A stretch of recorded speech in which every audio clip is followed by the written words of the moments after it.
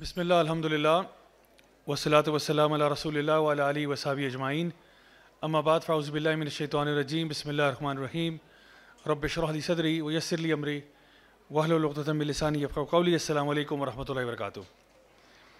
انشاءاللہ جی آج ہم لوگ جز نمبر 5 جو ہے اس کو کور کر رہے ہیں۔ اس میں کچھ آیات ہیں سورہ النساء کی، خاص طور پر آیت نمبر 48 اور آیت نمبر 116 جن کا معنی اور تقریباً آیت بھی ایک جیسی ہے، اور یہ وہ آیت ہے جہاں پہ 2 دفعہ اللہ سبحانہ تعالیٰ نے ذکر کیا کہ اللہ تعالیٰ اگر چاہے تو کوئی بھی گناہ معاف کر سکتا ہے، لیکن ایک گناہ ایسا ہے جس کو اللہ کبھی معاف نہیں کرے گا، اور وہ ہے شرک۔ اللہ رب العزت فرماتے ہیں کہ ان اللہ لا یغفر ان یشرک بہ ویغفر ما دون ذلک لمن یشاء، کہ اللہ تعالیٰ اگر چاہے تو کوئی بھی گناہ معاف کر دے، لیکن جو شرک ہے وہ اللہ تعالیٰ معاف نہیں کرے گا۔ اور اللہ سبحانہ تعالیٰ آگے یہاں پہ ایک بات ارشاد فرماتے ہیں کہ یقیناً یہ بہت بڑا گناہ ہے۔ اسی طرح دوسری آیت میں یہ بات ارشاد فرمائی کہ یہ بہت بڑی دلالت ہے۔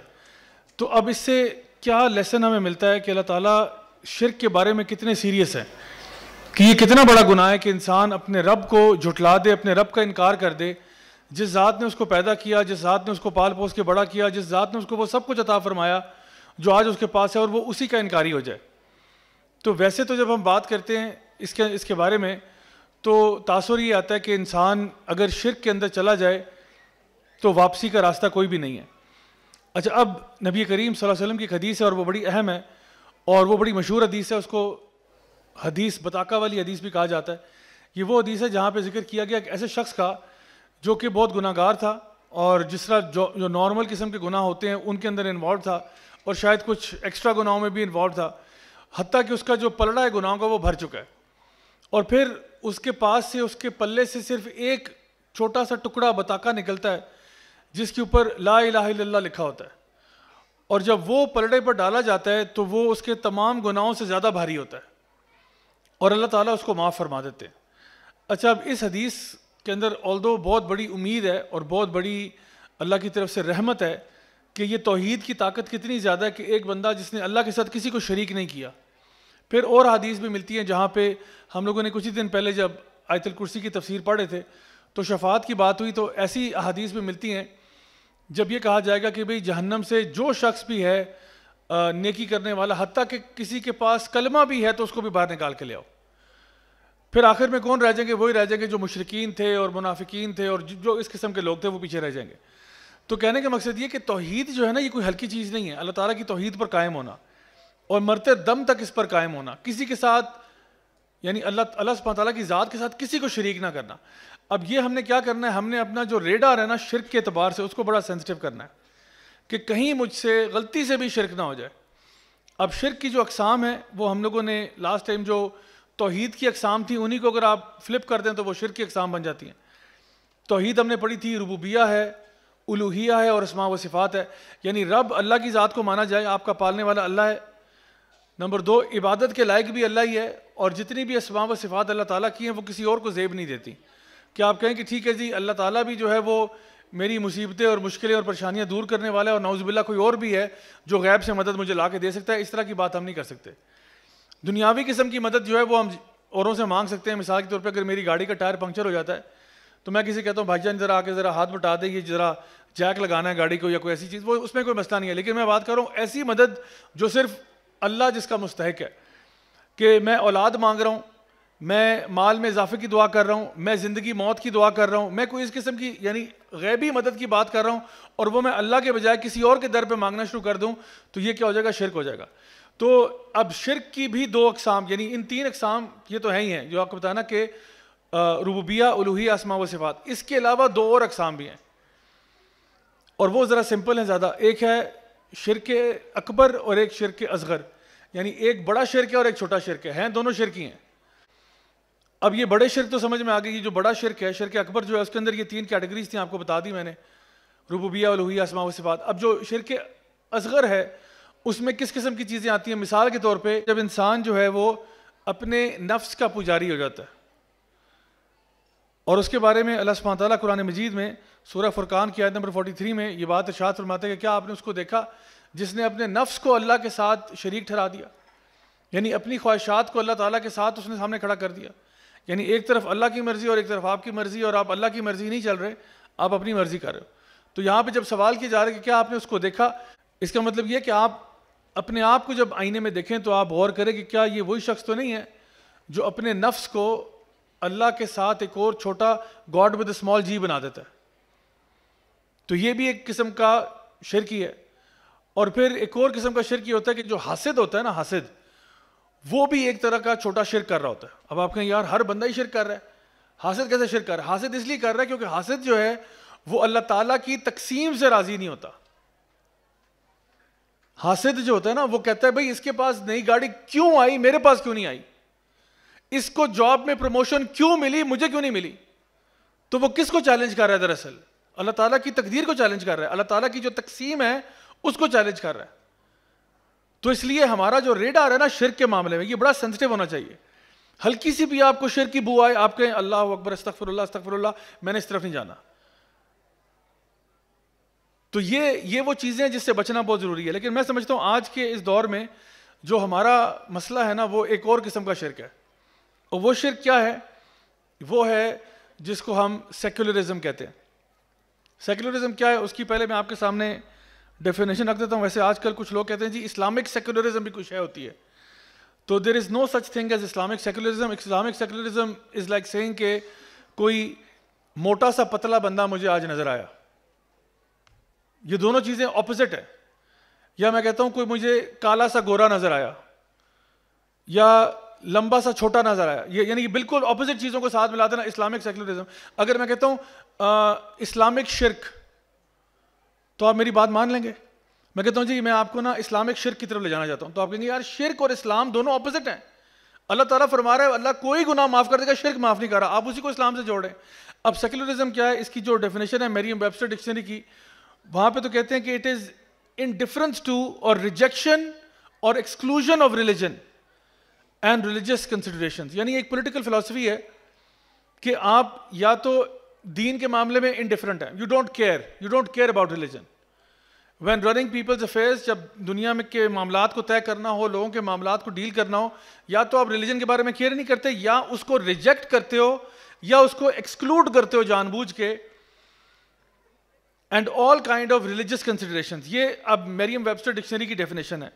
اور بھی اگر آپ ڈیفینیشن دیکھیں تو اس میں وہ کہتے ہیں کہ secularism is an ideology that says religion should not be involved with the ordinary social and political activities of a country. It dictates that there is no official religion of the state. یعنی state علیحدہ ہے، religion علیحدہ ہے، دونوں کو separate رکھو. یعنی کہ بیسکلی آپ یہ کہہ رہے ہیں کہ -1 فارمولا لگائیں گے جس میں -1 جو ہے وہ اللہ تعالیٰ کو آپ نے مائنس کرنا ہے اپنے سسٹم میں سے، اپنے وے آف لائف میں سے. اسلام کیا ہے جی؟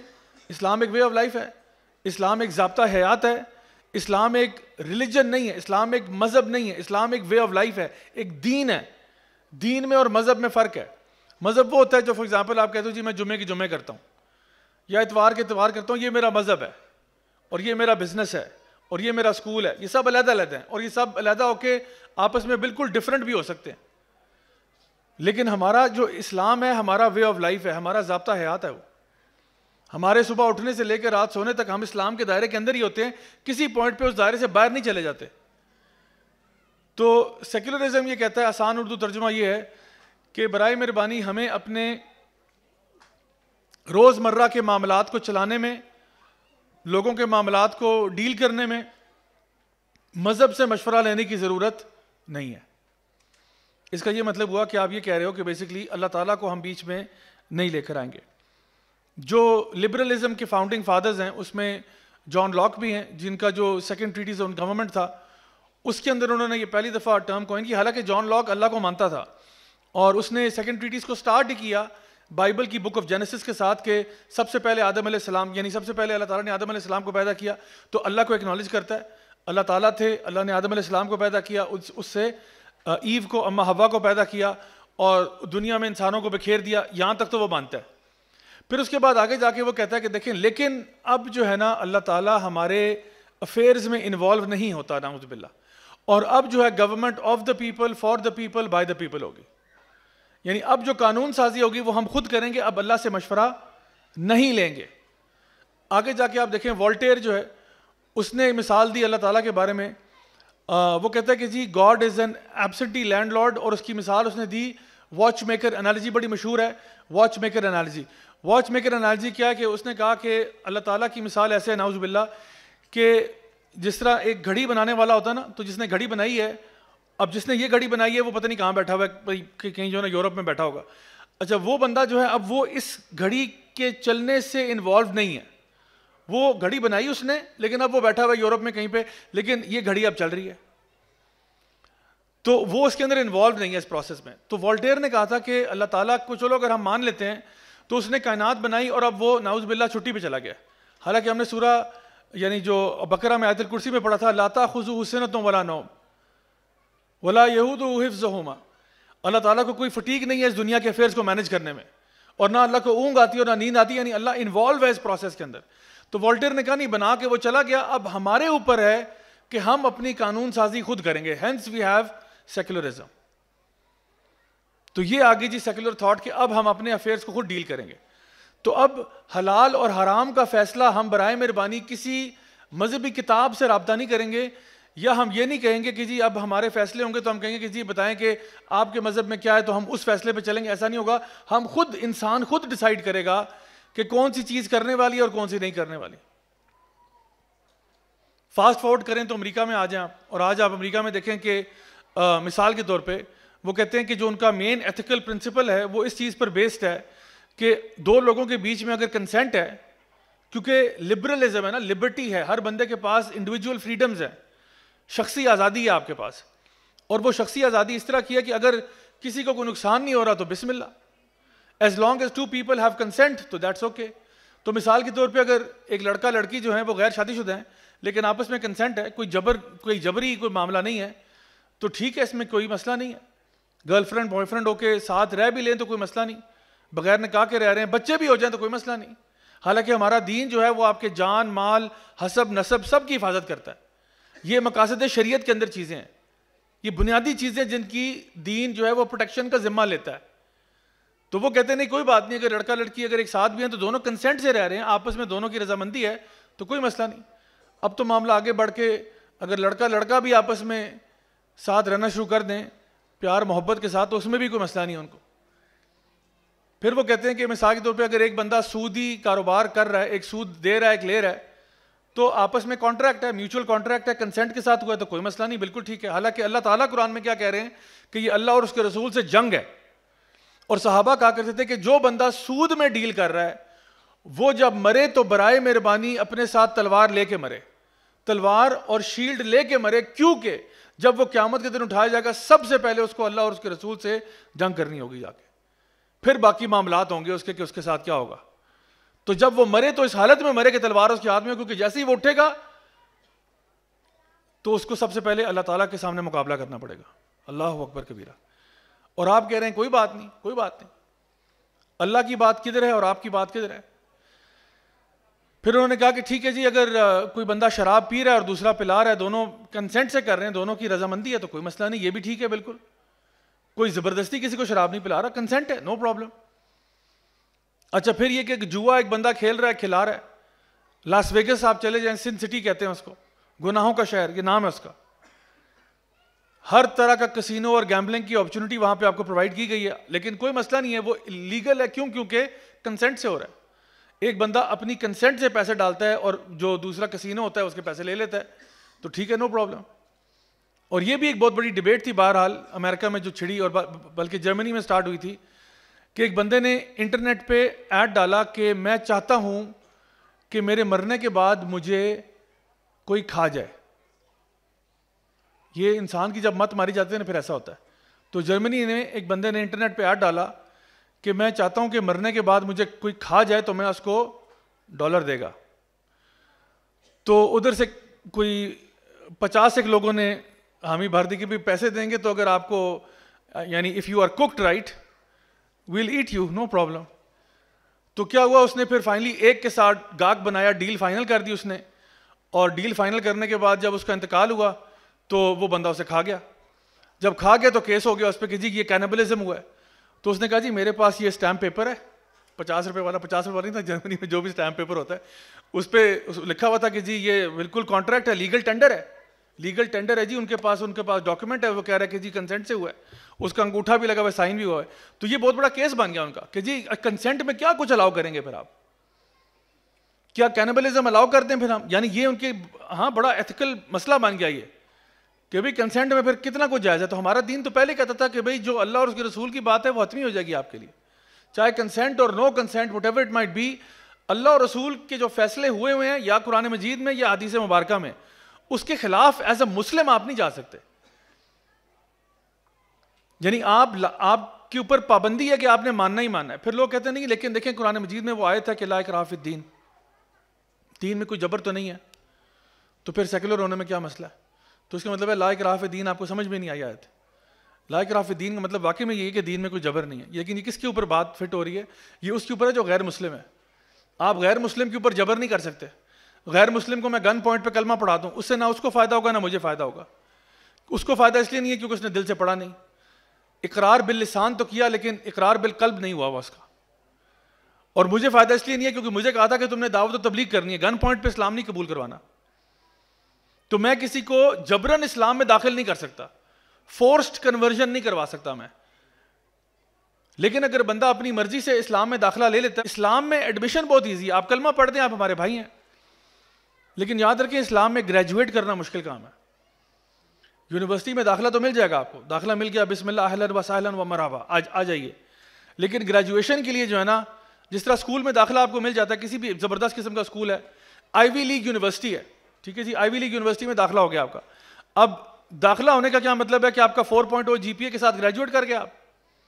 ایسا تو نہیں ہوا ابھی تو جی آپ ابتدائی عشق خیر ہوتا ہے کیا, آگے آگے دیکھیے ہوتا ہے کیا. ابھی تو سٹارٹ ہوا ہے, ابھی تو سٹارٹ اس بات کا کہ ابھی تو آپ کی اٹینڈنس لگے گی, اس کے بعد آپ کے اسائنمنٹس ہوں گی, اس کے بعد آپ کے کوئزز آئیں گے, پھر آپ کے مڈ ٹرمز ہوں گے, پھر آپ کے فائنلز ہوں گے, پھر آپ کے فائنل پروجیکٹس ہوں گے. ہو سکتا ہے اگر آپ ماسٹرز لیول پہ ہیں تو آپ کا تھیسس وغیرہ بھی ہوگا, پھر جا کے کہیں آپ کو جی پی اے ملے گا اور پھر آپ گریجویٹ کریں گے. اس سے پہلے تو نہیں. جسٹ بیکاز آپ کو داخلہ مل گیا اس کا یہ مطلب نہیں ہے کہ آپ گریجویٹ کر گئے. اسلام میں بھی داخلہ کرنا بہت آسان ہے لیکن گریجویٹ کرنے میں تھوڑی محنت درکار ہے. اس میں پھر یہ کہ توحید پر قائم رہنا پڑے گا مرتے دم تک, شرک نہیں ہو سکتا جناب والا. نمبر 2, آپ کو 5 وقت کی نماز پڑھنی پڑے گی, 4 وقت کی, 3 وقت کی, 2 وقت کی نہیں. اب اس میں کوئی نہیں کہہ سکتا کہ جی لا اکراہ فی الدین, مجھے آپ فورس نہیں کر سکتے. آپ دین میں داخل ہو گئے نا, اب آپ کو فورس کیا جا سکتا ہے. کیوں؟ اسکول کے اندر ایک بچہ داخل ہو گیا, اسکول پہ جب داخل نہیں تھا, آپ چاہے نکر پہنیں, آپ چاہے صبح 12 بجے اٹھیں, کوئی آپ کو پوچھنے والا نہیں ہے.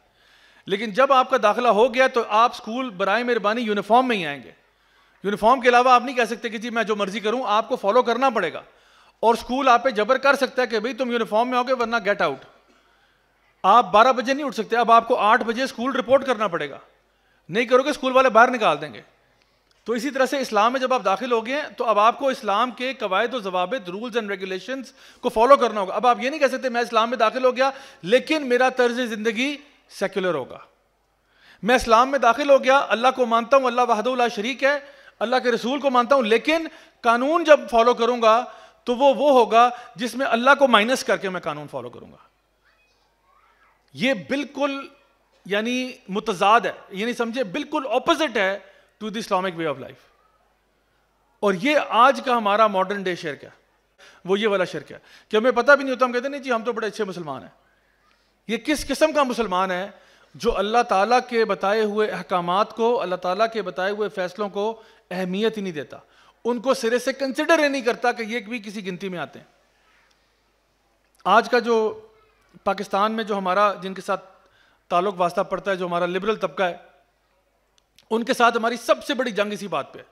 ہم کہتے ہیں اگر تم پاکستان میں رہتے ہو, اگر تم اپنے آپ کو مسلمان کہتے ہو, یا تو نہیں کہتے تو پھر ہم تمہیں چھیڑنا چھوڑ دیں گے, ہم تمہیں کچھ نہیں کہتے. آپ کہتے ہو میں عیسائی ہوں, میرا تمہارے سے بحث ہی ختم ہو گئی, کیونکہ آپ عیسائی ہیں, لکم دینکم ولی دین, آپ اپنا دین فالو کریں, ہم اپنا کریں گے. ہاں دعوت و تبلیغ تمہیں ضرور کریں گے, لیکن آپ اپنا دین فالو کریں, جو مرضی آپ کا دین ہے. لیکن اگر آپ یہ کہتے ہو کہ میں پاکستان کا رہنے والا ہوں, تو پاکستان کا آئین یہ کہتا ہے پریمبل سیکشن میں کہ سوورنٹی بلانگس ٹو اللہ, حاکمیت اللہ تعالیٰ کی ہے, پہلی بات. دوسری چیز پریمبل سیکشن ہی کہتا ہے کہ all of these rules will be based upon Quran and Sunnah, اور اس ملک میں کوئی لا ایسا نہیں ہو سکتا جو کہ ریپگننٹ ٹو قرآن اینڈ سنہ ہو, جو قرآن اور سنہ کے خلاف ہو. کوئی ایسا قانون سازی یہاں نہیں ہو سکتی. وہ اور بات ہے کہ ہو رہی ہو تو وہ ایک علیحدہ بحث اور علیحدہ ٹاپک ہے, لیکن کم از کم آئین یہ کہتا ہے کہ ایسا ہونا نہیں چاہیے. تو پہلے تو ہمارا آئین جو ہے وہ ہمیں کہہ رہا ہے کہ حاکمیت سوورنٹی اللہ تعالیٰ کی. دوسری بات یہ کہ کوئی بھی قانون اس ملک میں قرآن و سنت کے خلاف نہیں ہو سکتا. تیسری بات یہ کہ اگر آپ اپنے آپ کو مسلمان کہتے ہو تو پھر تو آپ کو واقعی میں اللہ کا جو حکم آئے آپ کو چاہیے آپ کہیں سمعنا و اطعنا. آپ یہ ضرور پتہ کروا لیں کہ کیا واقعی میں یہ اللہ کا حکم ہے یا نہیں ہے, کیا واقعی میں یہ اللہ کے پیارے نبی صلی اللہ علیہ وسلم کا حکم ہے یا نہیں ہے. اگر تو ہے سر آنکھوں پر, اور اگر نہیں ہے تو آپ کو فالو کرنے کی ضرورت بھی نہیں ہے. یہاں پہ جو LGBT والا قانون پاس کرنے کی کوشش کی گئی, اور بھی بہت ساری چیزیں آتی رہتی ہیں, تو اس کے خلاف جب یہ لبرل طبقہ کھڑا ہوتا ہے نا تو ہمیں کہتے ہیں کہ کیا آپ مسلمان ہیں پہلے, کیونکہ نا میں خواہ مخواہ کی بحث نہیں کرنا چاہتا. اگر آپ کہتے ہو کہ میں مسلمان ہوں, میں بالکل مانوں گا, میں آپ کو جج نہیں کروں گا کہ آپ نہیں اندر سے تم کچھ اور ہو, تم منافق ہو, میں نہیں کہوں گا. لیکن میں آپ کو یہ ضرور کہوں گا کہ مسلمان ہونے کے ناطے جب اللہ رب العزت قرآن مجید میں یہ کہہ رہے ہیں کہ قوم لوط پر یہ عذاب آیا, اور نبی کریم صلی اللہ علیہ وسلم فرما رہے ہیں کہ اللہ کی لعنت ہو ان لوگوں پر جو ہم جنس پرستی کرتے ہیں اور یہ وہ کرتے ہیں, چاہے وہ کنسنٹ سے کریں یا جیسے بھی کریں, تو پھر آپ کس منہ سے کہہ سکتے ہیں کہ نہیں یہ چیز جائز ہے کیونکہ امریکہ میں اور انگلینڈ میں بالکل نارمل ہو چکی ہے. آپ کا یہ کہنا بنتا ہی نہیں ہے, بلکہ اللہ سے ڈرو کیونکہ تم شرک والی لائن کے اوپر چل رہے ہو اس وقت. ایک اللہ کا حکم کلیئر کٹ ہے, واضح ہے, کوئی اس میں شک نہیں. کسی بھی مکتبہ فکر کے عالم کو بلا لو, میں یہ نہیں کہتا کہ کسی خاص مکتبہ فکر, کسی بھی مکتبہ فکر کے عالم کو بلاؤ, اس سے پوچھو یہ کیا بات ہو رہی ہے, وہ آپ کو یہی کہے گا کہ یہ اللہ اور اس کے رسول کے فیصلوں کے خلاف بات ہے. لیکن پھر بھی آپ تلے ہوئے ہو, اس کا مطلب ہے دین آپ کی پرائرٹی نہیں ہے. آپ سمپلی ویسٹ کو فالو کرنا چاہتے ہو, وہ آپ کے کلونیل ماسٹرز ہیں, آپ ان کے غلام ہو, اور آپ اسی سوچ میں لگے ہوئے ہو کہ جو چیز ویسٹ سے آ رہی ہے وہ بہترین ہے, چاہے وہ شریعت کے خلاف ہو, جیسی مرضی ہو, ہم نے اس کو قبول کر لینا آنکھیں بند کر کے. نہ آپ تیتر بننا چاہتے ہیں, نہ آپ بٹیر بننا چاہتے ہیں, بیچ کی چیز آپ بنے ہوئے ہیں. تو یہ ہمارا مسئلہ ان کے ساتھ ہے. اور اللہ رب العزت قرآن مجید میں کیا کہتے ہیں, یہ میرا فتویٰ نہیں ہے, اللہ رب العزت کا فتویٰ قرآن مجید میں ہے کہ جو پھر اس کتاب کے علاوہ فیصلہ کرے گا, اولئک هم الکافرون, اولئک هم الفاسقون, اولئک هم الظالمون. 3 القاب سے اللہ تعالیٰ نے پکارا ایسے لوگوں کو جو اللہ کی کتاب کو چھوڑ کر فیصلے کرتے ہیں. اللہ تعالیٰ فرماتے ہیں یہی تو وہ لوگ ہیں, اولئک هم الکافرون, یہی تو کافر ہوتے ہیں. اور کافر کس کو بولتے ہیں؟ یہی تو وہ لوگ ہیں جو فاسق ہوتے ہیں, گناہگار ہوتے ہیں, اور یہی تو لوگ ہیں جو ظلم کر رہے ہیں.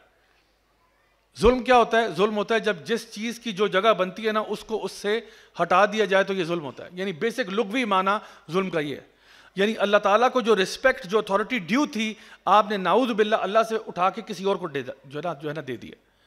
اللہ کی اتھارٹی کسی اور کو ہینڈ اوور کر دیا آپ نے, یہ سب سے بڑا ظلم ہے. اور اللہ تعالیٰ شرک کے بارے میں کیا کہتے ہیں؟ ان الشرک لظلم عظیم. سب سے بڑا جو ظلم ہو رہا ہے وہ اس کائنات میں کیا ہو رہا ہے؟ وہ شرک ہو رہا ہے, کہ جو اللہ کا حق بنتا تھا وہ اللہ کو نہیں دیا جا رہا. تو اللہ پھر پوچھے گا آپ سے قیامت والے دن کہ بھئی تیری کیوں اتنی مت ماری ہوئی تھی کہ تو سارے کام چھوڑ کر کہتا تو اپنے آپ کو تو مسلمان تھا, کہتا تو یہ تھا کہ تو اللہ کا ماننے والا ہے, لیکن جب تو عمل کی باری آتی تھی تو وہاں پہ ڈنڈی مار دیتا تھا. اب آپ آ جائیں جی فائنلی ہمارا جو ایجوکیشن سسٹم ہے اس کی طرف آئیں. ہمارا جو ماڈرن ایجوکیشن سسٹم ہے یہ بھی آپ سمجھ لیں کہ کلونیلزم کی باقیات میں سے, جہاں پہ جان بوجھ کر جب گورا یہاں پہ آیا ہے تو اس نے مدارس کے سسٹم کو سائڈ پہ کیا اور اسکولنگ سسٹم ایک نیا دیا. مدارس والوں کو کہا کہ جی جس نے اللہ کرنا ہے وہ جا کے اپنے مدرسے میں کر لے, مسجد میں کر لے, اور جس نے ہمارے نظام پہ آنا ہے جو ایک سیکولر ایجوکیشن کا نظام ہے وہ اس طرف آ جائے, اس کو ہم سائنس پڑھائیں گے, کیمسٹری پڑھائیں گے, فزکس بایولوجی پڑھائیں گے, وہ یہاں پہ آ جائے. تو لوگوں نے کہا لیکن پھر بھی اسلامیات, انہوں نے کہا ہاں ٹھیک ہے اسلامیات چھوٹا سا ایک مضمون آپ کو دے دیتے ہیں, لیکن یہ کوئی اتنا اہم مضمون نہیں ہے. تو ہمارے ہاں آج اگر آپ دیکھیں جائزہ لیں ذرا, تو اسلامک اسٹڈیز اور پاک اسٹڈیز سب سے یتیم اور مسکین سبجیکٹس ہیں. یہ 2 سبجیکٹس ہیں جو 50 نمبر کے ہیں, اس میں اگر آپ فیل بھی ہو جائیں تو کوئی اتنی بڑی ٹینشن نہیں ہے. کلاس 1 سے لے کے کلاس 10 تک اسلامک اسٹڈیز بڑا ایک مسکین سا سبجیکٹ ہے, پتلی سی کتاب ہوتی ہے. باقی امپورٹنٹ سبجیکٹ جو ہیں وہ انگلش اور میتھمیٹکس اور سائنسز وغیرہ, جغرافی, ہسٹری, یہ امپورٹنٹ ہے. تو یہ آپ پڑھتے پڑھتے اس میں نمبر پورے ہیں. اگر آپ اسلامک اسٹڈیز فیل بھی کر جائیں تو اگلی کلاس میں آپ کی پروموشن ہو جائے گی. لیکن اللہ معاف کرے خدا نخواستہ میتھس میں فیل ہو جائیں تو آپ اگلی کلاس میں نہیں جا سکتے. اور یہ مارکیٹ میں چھاپے کیونکہ ہمیں یہ بتایا جا رہا ہے کہ تم کیسے ذلیل ہوئے, تم بڑے زبردست ہوا کرتے تھے. اور ہماری پوری مغل امپائر کے اندر جو گریٹ ہے وہ کون ہے؟ ہو the great? Akbar the great. اکبر وہ ہے جس نے دین الہی جو ہے فارم کیا تھا.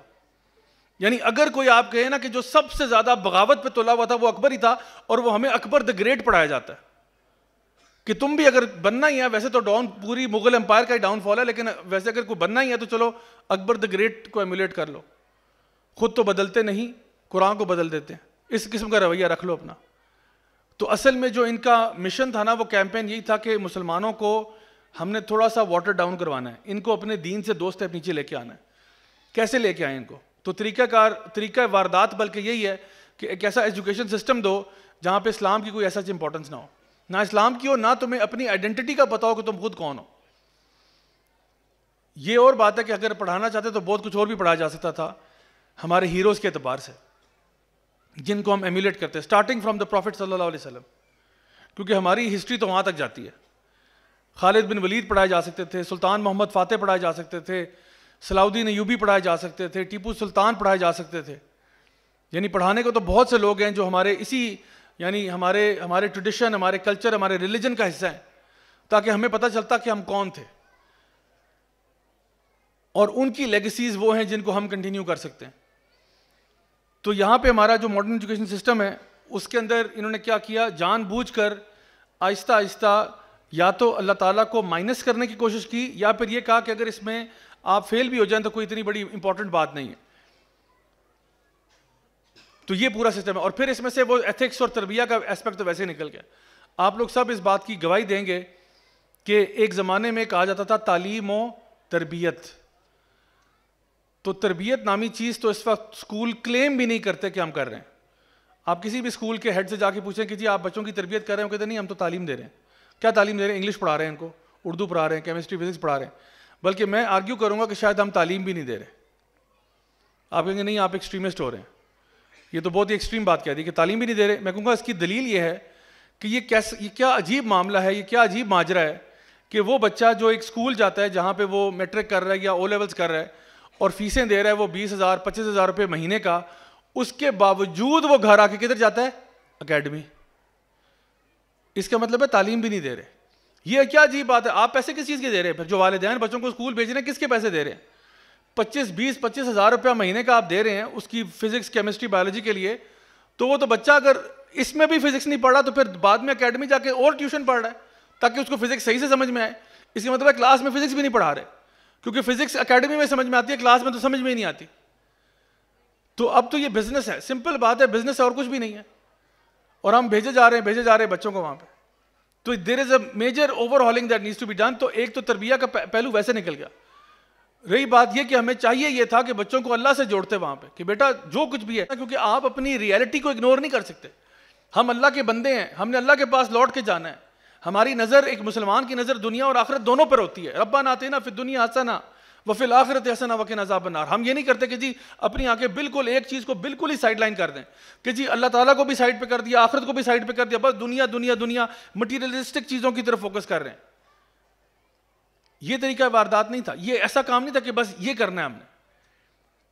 اس کے بارے میں آپ کو بتاؤں کہ جو ایتھکس کا ڈاؤن فال ہے نا، کہ ایتھکس ہمارے کریکولم سے نکل گئی ہے، اخلاقی تربیت نکل گئی ہے. اس کے بارے میں ہائم جنوٹ ایک ہولوکاسٹ سروائیور ہیں، ایجوکیشن کے ایک ماہر ایجوکیشن ہے، تھے یہودی جو کہ ناٹسی کانسنٹریشن کیمپ سے فرار ہوئے، امریکہ چلے گئے، نیو یارک جا کے سیٹل ہو گئے. وہاں جا کے ایجوکیشن سیکٹر میں تقریباً انہوں نے کوئی 40-45 سال لگائے اور پھر کچھ کتابیں وغیرہ بھی لکھی ایجوکیشن سسٹم کے بارے میں. تو کچھ ان کی کتابیں ہیں، کچھ ایک اور ہیں بڑے اچھے آتھر ہیں جان ٹیلر گاٹو کے نام سے، جن کی کتاب ہے ڈمنگ اس ڈاؤن، اور دوسری کتاب ہے ان کی ویپنز آف میس انسٹرکشن. اس میں وہ یہ اسکولنگ سسٹم کے ساتھ دو ہاتھ کرتے ہیں کہ بھئی آپ کو بتاتے ہیں اس میں مسائل کیا چل رہے ہیں. اور یہ کوئی مفتی علامہ نہیں ہے، یہ ان کے آتھرز ہیں جو کہہ رہے ہیں. ہائم جنوٹ کیا کہتے ہیں؟ وہ کہتے ہیں جی I have lost my faith in the education system. Why? وہ کہتے ہیں جب میں ناٹسی کانسنٹریشن کیمپ میں تھا تو میں نے دیکھا 4 اسٹار جنرل،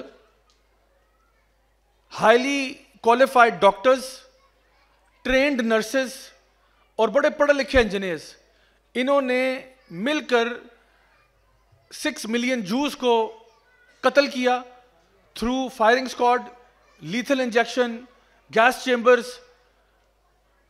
تو کہتا ہے کہ میں نے دیکھا کہ یہ پڑھے لکھے لوگوں نے 6 ملین لوگوں کا، 60 لاکھ بندے کا براڈ ڈے لائٹ میں قتل کیا ہے. تو اگر آپ ان کو پڑھا لکھا کہتے ہو تو مجھے نہیں پتا کہ جاہل کون ہوتا ہے، کہ جس کو یہ نہیں پتا کہ انسانی جان، یعنی نرسز جو ہیں وہ لیتھل انجیکشن لگا لی ہیں، ٹرینڈ نرسز ہیں، ڈاکٹر اس میں انوالو ہو رہے ہیں، گیس چیمبر کا فارمولا بتا رہے ہیں کون سا کیمیکل آپ نے ڈالنا ہے کہ لوگ اس میں جو ہے نا اس طرح تڑپ کے مرے. اور 4 اسٹار جنرلز اور ان کے سولجر جو ہیں وہ فائرنگ اسکواڈ کے جو ہے نا آرڈر دے رہے ہیں کہ فائر کرے تو وہاں پہ سب کچھ ہو رہا ہے. کہتے ہیں یہ انسانیت مر گئی ہے. تو اس نے کہا اگر آپ کا ایجوکیشن سسٹم آپ کے بچے کو انسان نہیں بنا سکتا تو میں لعنت بھیجتا ہوں ایسے ایجوکیشن سسٹم پہ. یہ کون کہہ رہا ہے؟ ہائم جنوٹ کہہ رہا ہے, جو خود ایجوکیشن کے اندر رہا تقریباً 40-45 سال. وہ کہتے ہیں میں لعنت بھیجتا ہوں ایسے ایجوکیشن سسٹم پہ جو آپ کے بچے کو جو ہے نا وہ انسان کا بچہ نہیں بنا سکتا. تو میں یہ کہتا ہوں کہ ہمارے ایجوکیشن سسٹم کا کرائٹیریا اور ریکوائرمنٹ ہونی چاہیے تھی کہ وہ ہمارے بچوں کو مسلمان تو بنائے کم از کم. باقی میں کہتا ہوں ان کو سائنسدان بناؤ, ان کو ڈاکٹر بناؤ, ان کو وزیر اعظم پاکستان بنا دو, ان کو جو مرضی بنا دو میری طرف سے, لیکن سب سے پہلے ان کو مسلمان تو بناؤ. کیونکہ ہمارا مقصد کیا تھا؟ سورہ زاریات میں اللہ تعالیٰ فرماتے ہیں وما خلقت الجن والانس الا لیعبدون. اللہ تعالیٰ نے جنوں اور انسانوں کو کسی مقصد کے لیے پیدا نہیں کیا. کوئی مقصد نہیں ہے تمہارا سوائے اس کے کہ تم اپنے رب کی بندگی کرو. تو اس کے علاوہ تم جو مرضی کرتے رہو, اللہ کی بندگی تم نے نہیں کی تو تم دنیا میں فیل ہو گئے ود اے کیپٹل ایف. فیل ہو گئے آپ, اور پھر دنیا میں شاید تم 4 پیسے دھکے لگا کے کما لو لیکن اگلے جہان میں تمہارا کچھ بھی نہیں ہے. تو ہم نے اپنے بچوں کو سب سے پہلے جو اصل ویلیوز ہیں ان کے ساتھ کنیکٹ کرنا. تو پھر یہ ذمہ داری میرے اور آپ کے اوپر بنتی ہے کہ ہم اپنے گھروں کے اندر کم از کم اپنے بچوں کو اللہ کا دین پڑھائیں, نبی کریم صلی اللہ علیہ وسلم کا تعارف کروائیں, سیرت پڑھوائیں.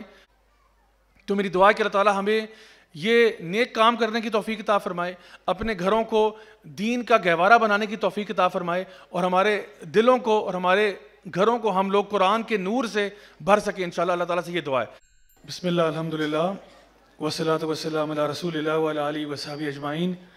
اما بعد فاعوذ باللہ من الشیطان الرجیم. بسم اللہ الرحمن الرحیم. رب اشرح لی صدری ویسر لی امری واحلل عقدۃ من لسانی یفقہوا قولی. السلام علیکم ورحمۃ اللہ وبرکاتہ. الحمدللہ جی, اللہ تعالیٰ کے فضل و کرم سے آج ہم لوگ چھٹا جز جو ہے اس کی کچھ آیات کو دیکھیں گے انشاءاللہ. اور یہ سورہ مائدہ ہے.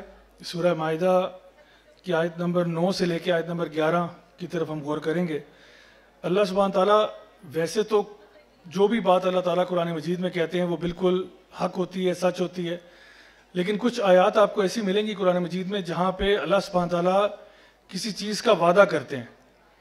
اور یقیناً جب اللہ تعالیٰ کسی چیز کا وعدہ کرتے ہیں تو وہ وعدہ 100% سچا ہوتا ہے. اللہ سبحانہ تعالیٰ یہاں پہ ایک اسی طرح کا وعدہ جس طرح قرآن مجید میں کئی جگہ پہ اللہ تعالیٰ نے وعدے فرمائے مومنین کے لیے, ایک وعدہ یہاں پہ فرمایا کہ وعد اللہ الذین آمنوا وعملوا الصالحات. اللہ تعالیٰ وعدہ کرتا ہے ان سے جو ایمان لاتے ہیں اور اعمال صالحہ کرتے ہیں. اب اللہ وعدہ کر رہا ہے کن لوگوں سے کر رہا ہے؟ جو الذین آمنوا وعملوا الصالحات والے ہیں, کہ اللہ تعالیٰ ان کو کیا کہے گا؟ لہم مغفرۃ واجر عظیم. جو یہ 2 کام کریں گے ان کے لیے 2 چیزیں ہوں گی. ایک تو یہ کہ اللہ تعالیٰ فرما رہا ہے کہ میں ان کی مغفرت فرما دوں گا, ان کے گناہوں کو معاف کر دوں گا, اور دوسرا جو ان کو فائدہ ہوگا وہ یہ ہوگا کہ ان کو اجر عظیم عطا فرمایا جائے گا. یہ عظیم کا لفظ آپ کو یاد ہوگا, آیت الکرسی کے آخر میں بھی ہم نے پڑھا تھا, اور میں نے آپ سے کہا تھا کہ جو اللہ اور اس کے رسول کے بتائے ہوئے طریقوں پر چلنے والے ہیں ان کے لیے ہمیشہ اجر عظیم کا وعدہ ہی ہوا ہے. یا فقد فاز فوزا عظیما, یعنی تب بھی ایسی کامیابی جو عظیم ہے. تو اللہ تعالیٰ یہ وعدہ فرماتے ہیں ان کے لیے جو ایمان لاتے ہیں اور اعمال صالحہ کرتے ہیں. اور پھر فرمایا کہ والذین کفروا وکذبوا بآیاتنا, لیکن وہ لوگ جنہوں نے کفر کیا اور انکار کر دیا, جھٹلا دیا اللہ تعالیٰ کی آیات کو, اولئک اصحاب الجحیم, اور ان کے لیے وعدہ یہ ہے کہ وہ پھر جہیم یعنی جہنم کی آگ کے اندر ہوں گے, اور یہی وہ وہاں کے لوگ ہیں. تو اب ہمارے سامنے 2 چیزیں سامنے آتی ہیں کہ جو لوگ نیکی پر چلنے والے ہیں وہ 2 کام کرتے ہیں, اور جو شر کی طرف چلنے والے ہیں وہ بھی 2 کام کرتے ہیں. نیکی پر چلنے والے ایمان لاتے ہیں اور اعمال صالحہ کرتے ہیں, اور جو برائی پر چلنے والے ہیں وہ اللہ کی ایک تو دین میں کفر کر جاتے ہیں, اور کفر کی بہت ساری اقسام ہیں, آج اتنا وقت نہیں کہ ان کو ایکسپلین کریں, بٹ بہرحال ایک تو وہ کفر کرتے ہیں, اور دوسرا کیا کرتے ہیں؟ اللہ تعالیٰ کی آیات کو جھٹلا دیتے ہیں. یعنی جب حق سچ بات ان تک پہنچتی ہے تو وہ انکار کر دیتے ہیں. واضح آیات بھی ان تک پہنچائی جاتی ہے تو ان کا انکار کر دیتے ہیں. یہ 2 ڈفرنٹ آپ کو کیٹیگریز بتائی جا رہی ہیں لوگوں کی جن کا معاملہ آخرت میں بالکل فرق ہوگا. ایک وہ جو جنت کے باغوں میں ہوں گے, اور ایک وہ جو جہنم کے عذاب میں ہوں گے. اچھا, اگلی آیت میں اللہ سبحانہ تعالیٰ فرماتے ہیں کہ اب ہمارے لیے حکم ہے یا ایھا الذین آمنوا, اور علماء اس کے بارے میں کہتے ہیں کہ جب بھی اللہ سبحانہ تعالیٰ قرآن مجید میں یا ایھا الذین کے بعد کچھ بھی کہتے ہیں تو وہ لوگ جن کو مخاطب کیا جا رہا ہے وہ غور سے سنیں بات کو. چاہے وہ یا ایھا الذین آمنوا ہے تو ایمان والے لوگ سارے سنیں کہ اللہ تعالیٰ اب کیا کہنے لگے، آپ کے لیے حکم آ رہا ہے. یا کہا جائے یا ایھا الناس تو اس کا مطلب ہے سب انسانوں کے لیے ہو رہا ہے. قل یا ایھا الکافرون، اب کافروں کو کہا جا رہا ہے کہ تم غور سے میری بات سن لو. تو اللہ تعالیٰ جس گروہ سے بھی مخاطب ہو وہ غور سے بات سنیں. تو یہاں پہ کہا جا رہا ہے یا ایھا الذین آمنوا، اے ایمان والو، اذکروا نعمت اللہ علیکم، کہ یاد کرو اللہ تعالیٰ کی نعمتوں کو جو تم پر کی گئیں. اللہ تعالیٰ کی جو یعنی اللہ کا شکر ادا کرو، اللہ کا شکر ادا کرو، اللہ تعالیٰ کی نعمتوں کو یاد کرو.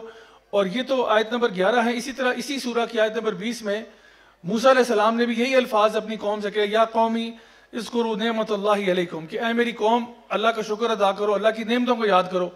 یعنی اگر آپ دنیا میں کامیاب ہونا چاہتے ہو تو اپنے اندر شکر گزاری کا جذبہ جو ہے اس کو پیدا کرو. تو یہ بڑی ویسے تو دیکھنے میں سننے میں بڑی سمپل سی باتیں ہیں، لیکن ان کا مطلب بہت گہرا ہے. اب جہاں پہ یہ کہا گیا کہ ہمیں ایمان بھی لانا ہے، اعمال صالحہ بھی کرنے ہیں، اللہ کا شکر ادا کرنا ہے، شکر گزاری کی سٹیٹ میں رہنا ہے. یعنی مومن تو جو ہے یا وہ صبر کر رہا ہوتا ہے یا وہ شکر کر رہا ہوتا ہے، انہی دو چیزوں کے بیچ میں رہتا ہے ساری عمر. تو آپ یا تو صبر کرتے ہوئے پائے جائیں یا شکر کرتے ہوئے پائے جائیں. اس کے علاوہ تیسری کوئی سٹیٹ نہیں ہے جس میں کوئی مومن پایا جائے. دوسری بات یہ کہ مومن ایمان لائے گا، کس پر ایمان لائے گا؟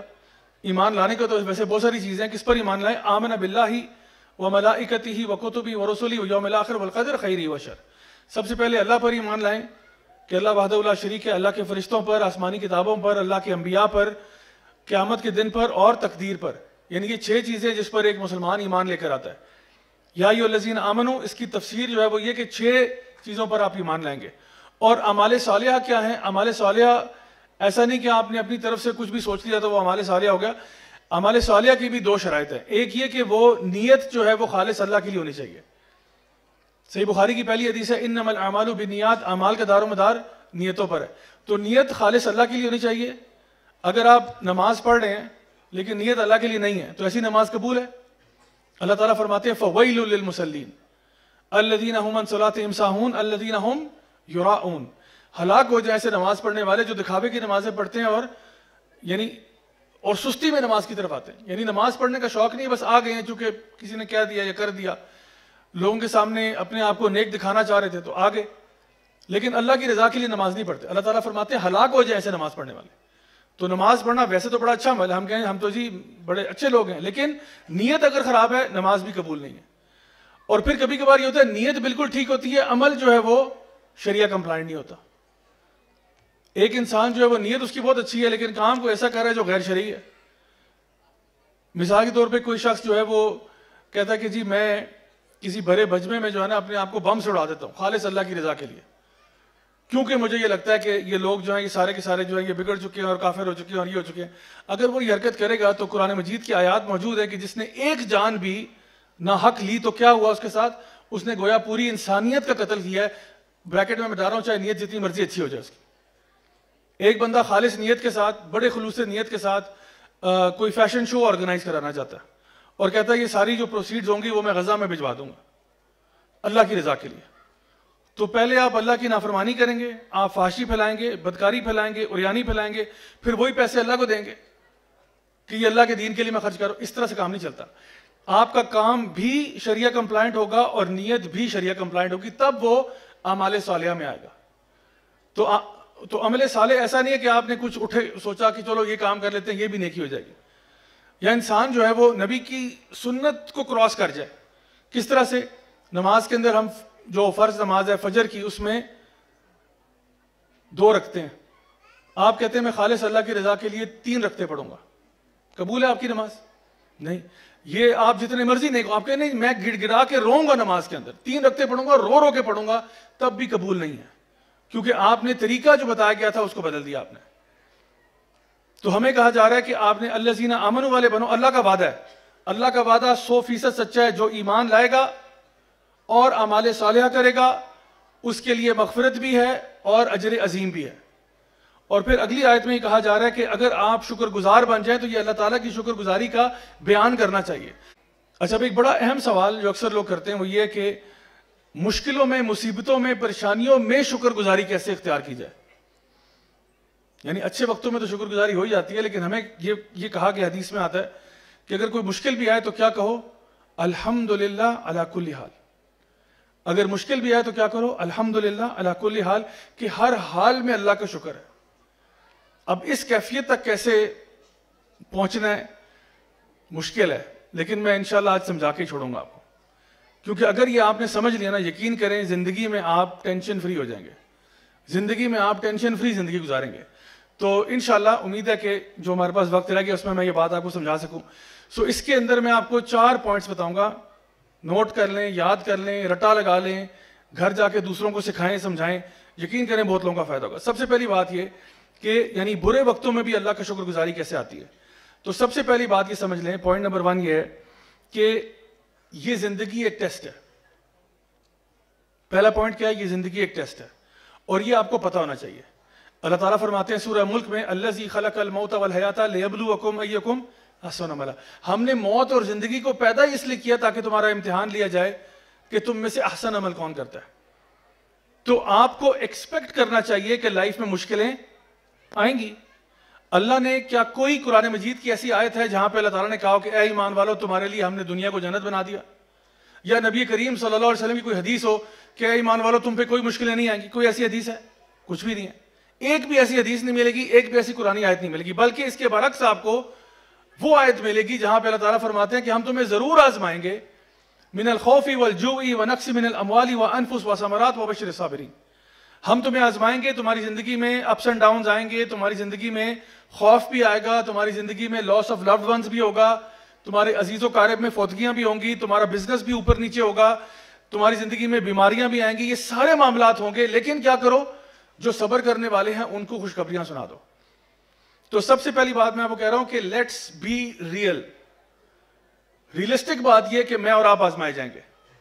تو جب کوئی مشکل آتی ہے تو آپ کہتے ہو ہائے اللہ میرے پہ مشکل آ گئی۔ بھائی مشکل تو آنی تھی، اللہ نے کب کہا نہیں مشکل آئے گی؟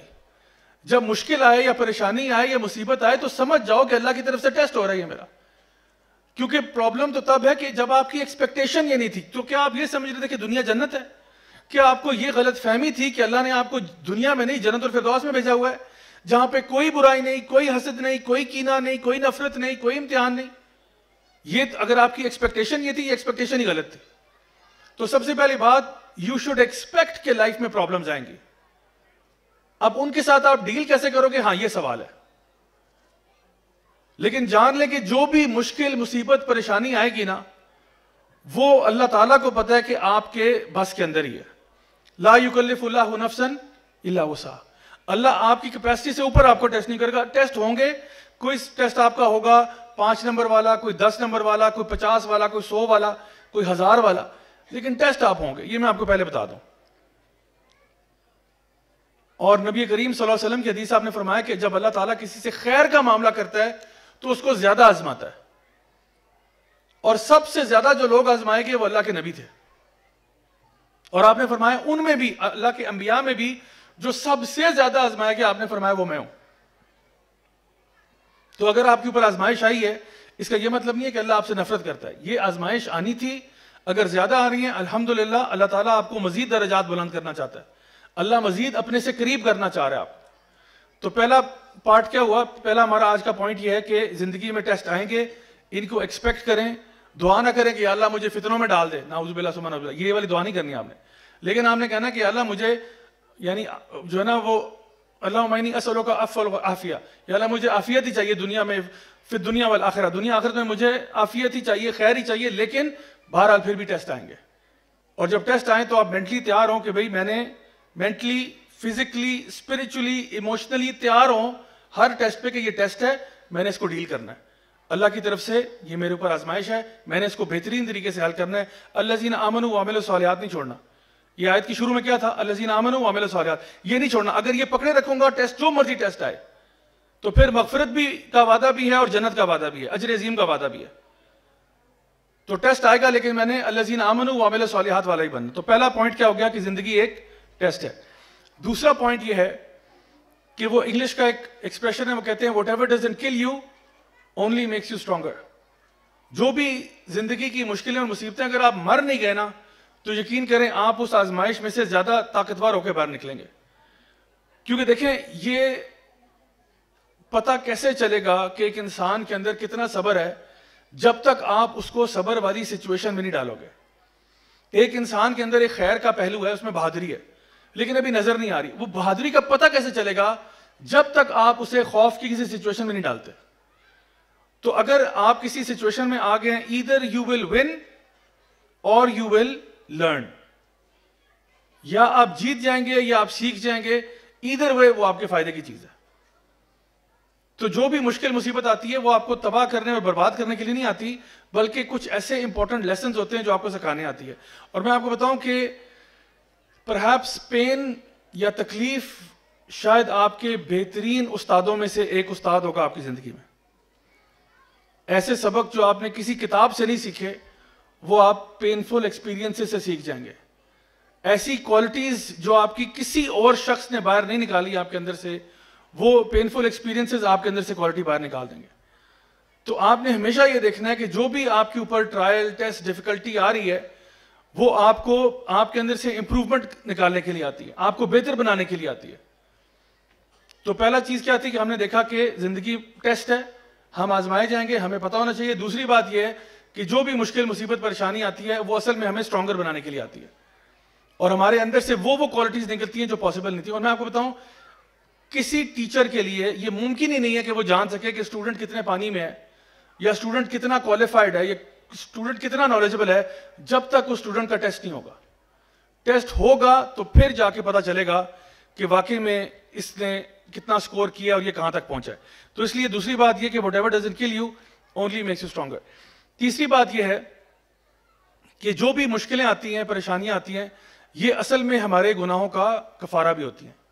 نبی کریم صلی اللہ علیہ وسلم کی حدیث سے آپ نے فرمایا کہ جو چھوٹی سے چھوٹی پریشانی تمہیں ہوتی ہے، حتیٰ کہ اگر تمہیں کوئی کانٹا بھی چبھ جائے، اس کے بدلے بھی اللہ تعالیٰ تمہارے گناہوں کو معاف کر دیتا ہے، گناہوں کو دھو دیتا ہے.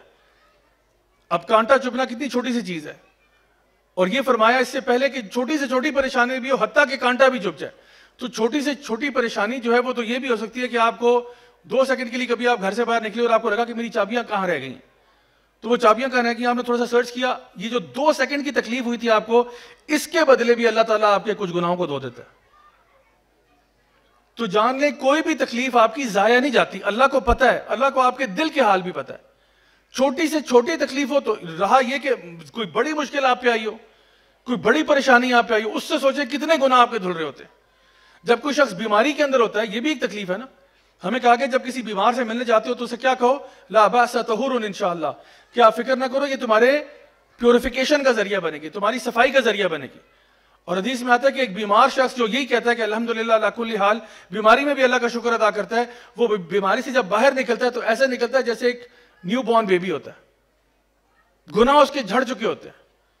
تو یا تو گناہ ادھر جھڑیں گے یا پھر ادھر جھڑیں گے. یہاں جھڑ جائے تو بہتر ہے، وہاں جھڑیں تو پھر مسئلہ ہے. یہاں کی تکلیف برداشت ہو جاتی ہے، یہاں کی تکلیف اتنی بڑی نہیں ہے، وہ ادھر کی آگ برداشت نہیں ہوگی. تو اس لیے اگر کوئی مشکل یا مصیبت آتی ہے، اس کا ایک اور تیسرا فائدہ میں آپ کو یہ بتا رہا ہوں کہ اس پہ بھی اللہ کا شکر کرو کہ الحمدللہ علی کل حال، کہ چلو یہیں پہ اللہ نے میرا جو کرنا تھا وہ ہو گیا، اب شکر آگے جا کے نہیں ہوگا. کیونکہ اگر اللہ تعالیٰ نے آپ کی رسی دراز کر دی ہے، اللہ اکبر کبیرہ، پھر بچو، پھر بچو. کیونکہ فرعون کے ساتھ کیا ہوا تھا، آپ کو کیا ظاہری طور پہ کیا نظر آ رہا ہے، فرعون عیاشیاں کر رہا ہے. ایک بھائی نے مجھے بھی کچھ دنوں پہلے ان کا میسج آیا، مجھے کہتے ہیں یار یہ امبانی کو کیوں کچھ نہیں ہو رہا، مکیش امبانی اور اس کا بیٹے کے جو، کہ ان پہ کیوں نہیں عذاب آ رہے اور ان پہ کیوں نہیں اللہ کی بارشیں ہو رہی ہیں عذابوں کی. یہ لوگ تو یہ کرتے ہیں، وہ کرتے ہیں، فلاں کرتے ہیں، پوری دنیا سے انہوں نے سیلیبریٹیز بلا کے ان کو نچوا دیا اور فلاں کروا دیا. اگر اللہ نے اس کی قسمت میں ہدایت لکھی ہوئی اس کو ہدایت مل جائے گی، اگر نہ لکھی ہوئی تو پھر فرعون کا انجام ہمارے سامنے ہے کہ ساری زندگی عیاشیاں کرتا رہا، لیکن جب پکڑا گیا تو ایک ہی دفعہ پکڑا گیا. پھر سمندر 2 حصے ہوا، بیچ میں تباہ و برباد ہو گیا. اللہ نے اس کو قیامت تک کے لیے عبرت کا نشان بنا دیا. تو اگر اللہ کسی کو ڈھیل دے رہا ہے تو اس کے بارے میں یہ نہ سوچیں کہ وہ اس کا لائف سٹائل بہت اچھا اور زبردست ہے. کیونکہ ہم لوگ عام طور پہ نا لوگوں کو انسٹاگرام پہ دیکھ رہے ہوتے ہیں، یار اس کی لائف تو بڑی کمال لگ رہی ہے، اس پہ تو عذاب نہیں آ رہے، عذاب تو سارے میرے پہ آئے ہوئے، فلاں کی لائف بھی بڑی کمال لگ رہی ہے، اس کی بھی لائف اچھی لگ رہی ہے. بھائی آپ کو کیا پتا اس کی لائف میں کیا چل رہا ہے؟ کیا صرف کامیابی اور سکسیس اور ہیپینس ظاہری ہوتی ہے؟ میں خود گواہ ہوں، کتنے لوگوں کے میں نے وہ کاؤنسلنگ سیشنز لیے ہیں جو کہ ظاہری طور پہ ڈی پیوں پہ آپ دیکھیں تو آپ کو لگے گا کہ سب سے دنیا کے خوش لوگ ہی ہیں، لیکن جب سیشن لینے کے لیے آتے ہیں تو پتہ چلتا ہے کہ ایک قیامت ٹوٹی ہوئی ہے ان کے اوپر. فیملی کے مسئلے پڑے ہوئے ہیں، اسپرچول مسئلے پڑے ہوئے ہیں، ٹینشنیں اور ڈپریشنیں اور کیا کیا چیزیں ہیں. ایک صاحب یہیں اسلام آباد سے ان کا تعلق تھا, بڑے ویل آف آدمی ہیں, بڑے ویل آف. تو مجھے انہوں نے اپنے گھر بلایا کہ جی میرا بیٹا ہے, وہ ٹین ایجر ہے, اس کی نظر کاؤنسلنگ کر دیں. تو میں وہاں پہ گیا تو ان سے جو نا بات چیت ہوئی, تو میں نے کہا کہ آپ سے پہلے میں بات کرتا ہوں کہ آپ بتائیں کہ آپ گھر میں نماز پڑھتے ہیں؟ انہوں نے کہا نہیں میں نہیں پڑھتا. میں نے کہا آپ باپ ہیں, آپ رول ماڈل ہیں, آپ کو تو چاہیے آپ سب سے پہلے نماز پڑھا کریں. تو کہتے ہیں مجھے نماز پڑھنے کی کیا ضرورت ہے, میرے پاس تو سب کچھ ہے. میں نے کہا سب کچھ ہے اسی لیے آپ نے مجھے بلایا کسی کام کے لیے, اگر سب کچھ ہوتا تو آپ مجھے نہ بلاتے. تو پھر وہ ذرا ایموشنل ہو گئے اور کہتے ہیں کہ میں فرینکلی اپنی لائف سے تنگ آ چکا ہوں, میری بیوی مجھے نہیں پتا ہوتا وہ کہاں ہوتی ہے, میرا بچہ کہتے ہیں میرے منہ پہ کہتا ہے شٹ اپ ڈیڈ اور چلا جاتا ہے. کہتا ہے میں لعنت بھیجتا ہوں ایسی زندگی کی پہ, ہمارے پاس گاڑی ہے, بنگلے, یہ سب کچھ ہے, لیکن میں لعنت بھیجتا ہوں ایسی زندگی پہ کہ جہاں پہ نہ بیوی میرے کنٹرول میں, نہ میرے بچے میرے کنٹرول میں, بلکہ اتنا کچھ ان پہ لگانے کے بعد, ان پہ خرچ کرنے کے بعد الٹا مجھے شٹ اپ کرا کے چلے جاتے ہیں. آئی فیل لائک دس اسمال, میں اتنا چھوٹا محسوس کرتا ہوں. تو میں نے کہا ابھی آپ کہہ رہے تھے کہ آپ کو نماز کی ضرورت نہیں ہے کیونکہ آپ کے پاس سب کچھ ہے. کلیئرلی آپ کے پاس پیسہ تو ہے لیکن آپ کے پاس سکون نہیں ہے, آپ کے پاس دل کا سکون اور اطمینان نہیں ہے. تو وہی اللہ سے مانگ لو, جا کے وہی اللہ سے مانگ لو.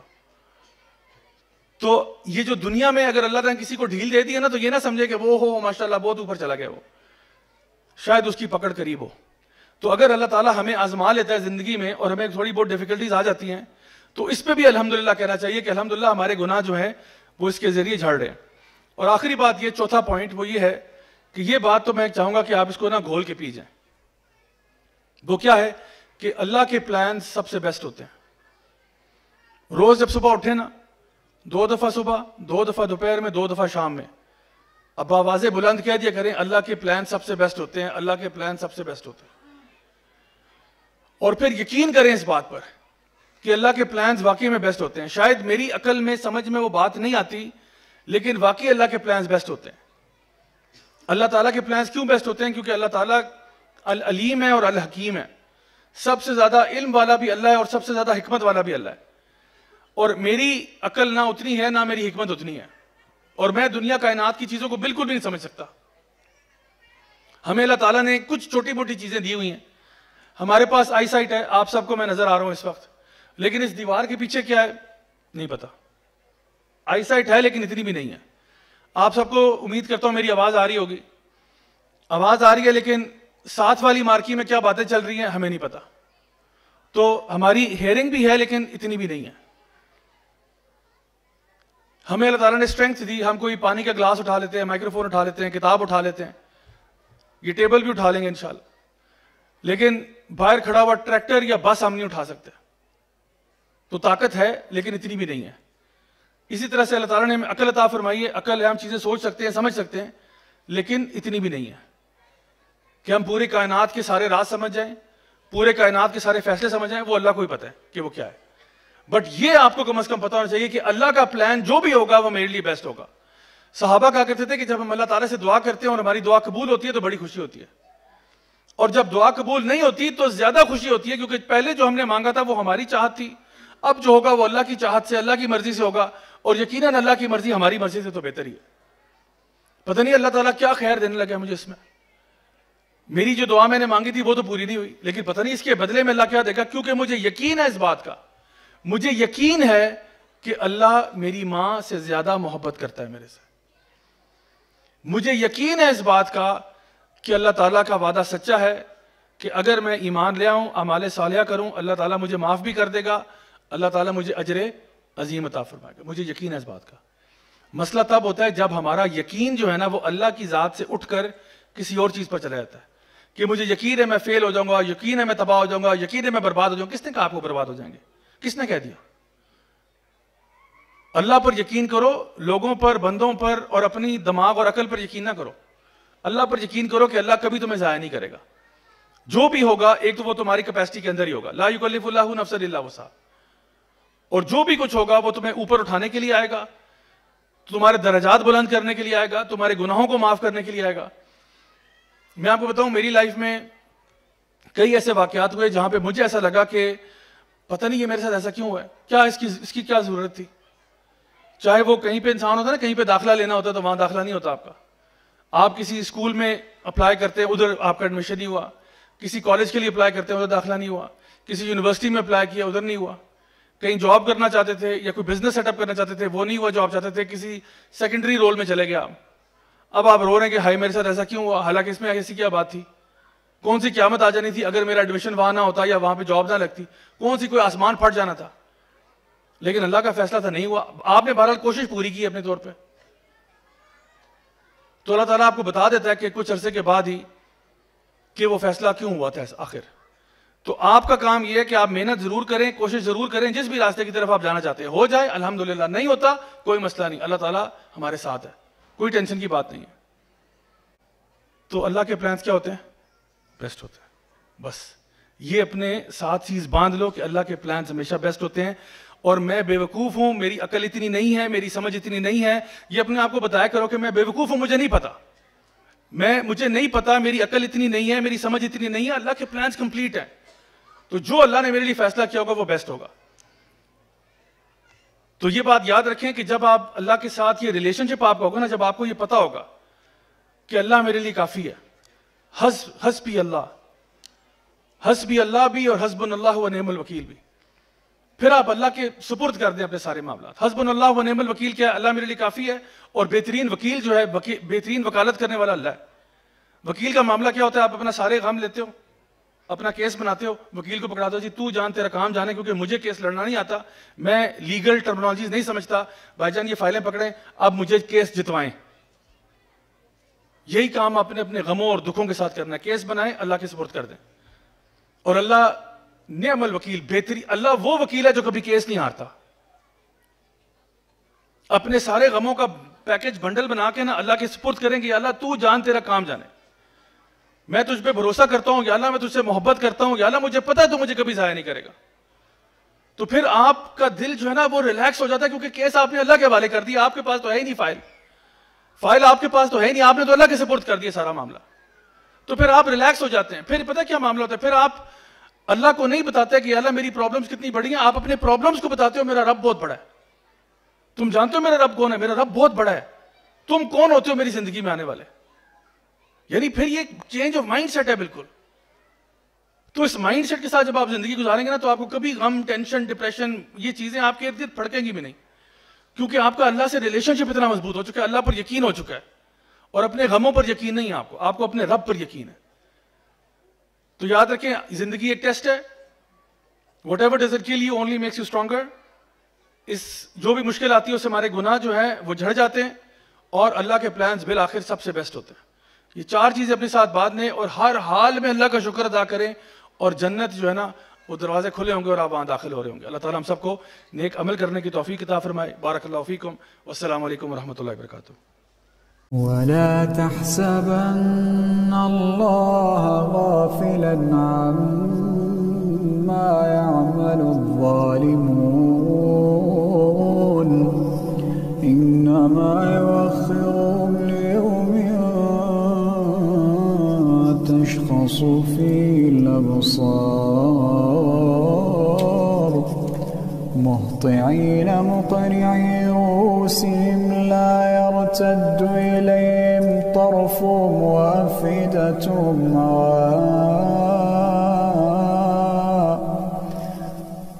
وأنذر الناس يوم يأتيهم العذاب فيقول